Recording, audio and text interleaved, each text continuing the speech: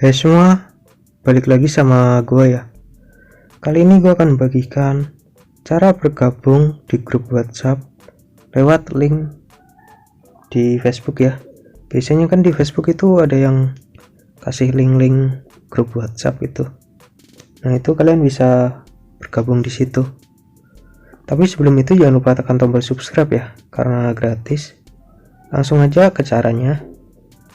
Gue udah siapin linknya ya. Ini dari grup Facebook, ini link WhatsAppnya. Terus kalian tinggal pilih aja linknya. Nah, itu udah dialihkan ya. Terus kalian pilih WhatsApp. Bang, kalau nggak dialihkan gimana? Kalian pilih buka aja lewat Google Chrome.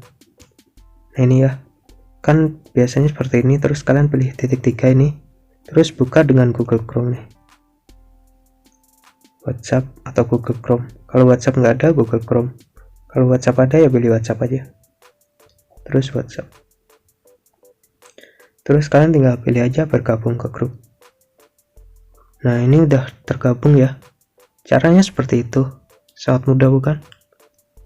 Kalian udah bisa kirim-kirim apa ini, halo gitu. Ini nggak tahu gua grup apaan, gue ingin kasih tahu aja caranya gimana gitu. Oke, terima kasih sudah menonton dan sampai jumpa.